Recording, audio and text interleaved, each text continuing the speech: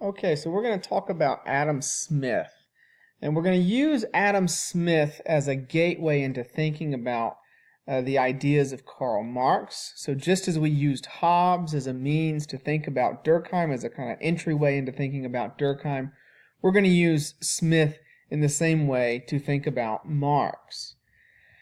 Smith wrote two very important books in the course of his life, The Theory of Moral Sentiments and The Wealth of Nations. We're going to focus in on his writings in The Wealth of Nations, because this is where he lays out his kind of theory of economics and his theory especially of how it is that capitalism, which is not exactly the word he uses to talk about it, but how it is that capitalism is really a kind of social good for society. And as you probably already know, Marx argues that in fact capitalism is a net social bad for societies. And so we're going to sort of contrast these two perspectives.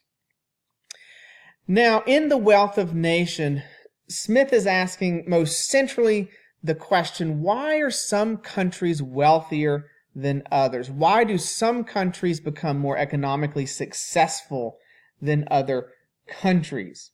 And his answer to that is very unique at the time, and it's a very important answer to understand. His core argument is that some countries become wealthier than others because of specialization. That is, some countries specialize in particular economic activities that generate for them more and more wealth. And so we're going to uncover how exactly that works, but it's important to see that what he's really arguing here is that it's a detailed division of labor that produces economic wealth. And he sees this both across countries, as some countries specialize in the production of particular goods that they're then able to trade with other countries, but also within countries, as a country specializes in, or as an individual or a company specializes in the production of a single good, or in the case of some workers, a single task within the production of a particular good, the overall wealth of that firm, of that individual, of that country goes up. Right? So really what he's saying is that the division of labor is critical for producing wealth. So we're going to connect this back to Durkheim as we go along as well, because of course Durkheim talks about the division of labor also.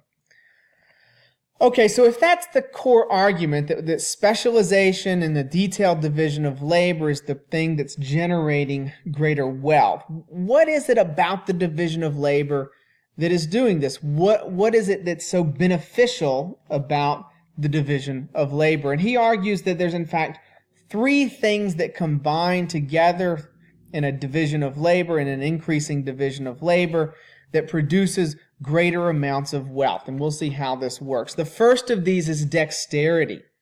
What he really means by dexterity is the ability to sort of increase the use of your own hands, because he's talking typically about physical production, but the ability to sort of increase your skill in doing something, especially with your hands, because you become really good at doing that one thing, right? So if what it is that you learn how to build a carburetor, right, over time you'll become really good at building carburetors. As you do it over and over and over, you develop skill because you focused your attention on building carburetors, and you can over time come to build those much faster. So that increases the quantity of what a single person then can produce, because they become very skilled at doing that one thing as they're doing it over and over and over time. Secondly, there's an increase in efficiency. So imagine instead of building the entire car, you're just building, right, that one carburetor. Instead of having to move and get new tools, get new parts and so forth, as you come to build a car over time, you've got all your parts right there with you, just a few set of parts, a few sets of tools you need, and you can just focus in on building your carburetor with what you have in front of you. You don't waste time shifting from one activity to another. You don't waste time shifting from the activity of building the carburetor to building the transmission, right, and spark plugs and whatever else goes into building a car, right? You become You don't have to sort of move from one thing to another. Everything is right there in front of you. And because you're no longer wasting your time shifting from one activity to another, you're using that time you were wasting to produce more of whatever it is you're producing. So there's an increase in efficiency of individual workers that happens. And then there's the key part of what we often now call automation or mechanization, right? The use of machinery to enhance the production and the productivity of individual workers. Machines come to kind of supplement and in some cases replace human labor, enabling more production of that thing. The more you can that you can replace with a machine, the faster you'll be able to work. This was the sort of great efficiency gain of the assembly line, using technology, using a machine to sort of pass down an assembly line all of the component parts of a car, increases the speed at which one can then produce those parts, right? So machines then are a supplement for human labor, enhancing the productivity of human labor. So these things all combine together, Smith argues, to increase overall productivity. We can now, through dexterity, efficiency, and mechanization, produce ever more than we were able to produce without those things. And everyone, Smith thinks, becomes better off.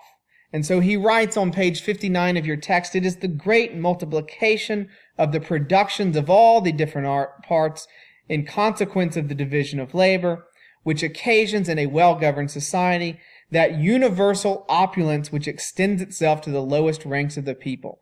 That's on page 59. You should go back and reread over that text. Right? By increasing, multiplying the production of all the different parts of production, we increase the overall level of wealth in a society. And remember this when you read Marx, we increase the opulence for even the lowest ranks of people in society. Marx is going to have some things to say about that particular claim of Smith's. But that's what Smith sees happening, and that's what Smith sees as the great benefits of the division of labor. So what then for Smith actually leads to the division of labor? Why did we get this? This is a critical and unique argument to Smith. It's really the growth of trade. So we're going to connect this back to Hobbes here in a moment, but it's really the growth of trade. Remember, if we have to make everything for ourselves, because like in the Hobbesian state of nature, if we have to make everything for ourselves, it's going to take a long time to produce the vegetables, the meat, the clothing, and so on that we need just to survive, build our own houses, etc. But if instead I can specialize in making shoes and then trade the shoes that I make with Susie, who makes the jackets, and Tom, who makes the pants, and Shirley, who makes the shirts, and then we can all increase the volume, the number of shoes, shirts, pants, and jackets that we produce and then therefore own, and we can clothe ourselves by trading with one another. And we become wealthier because we can produce, again, for all the reasons listed above, we can produce more shoes than we would by producing shoes and jackets and shirts and pants.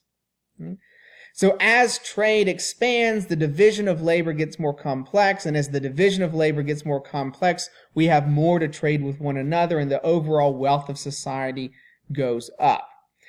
See here that Smith is a contract theorist, right? Smith is rooting this in entering into social contracts with others, right, to provide for you could think of this as trade contracts to provide for the trading of goods and services. And it's rooted, as it was for Hobbes, in our own self-interest. So the very famous line from Smith on page 62 of your text, "It is not from the benevolence of the butcher, the brewer, or the baker that we expect our dinner, but from their regard to their own interest." Right? So it's out of their self-interest that they produce things and then trade them with other people. And so this is a very different story about the division of labor from Durkheim. Smith looks at all of this, or Durkheim would look at all of this and say, yes, but why do humans trade in the first place? What about the emergence of the division of labor in other parts of the economy and so forth? And importantly for us in this context, we're going to be thinking about how this differs from the way in which Marx views these same social processes. So underneath all of this is the rise of capitalism. Marx will be the first to really sort of employ that term and analyze it systematically. But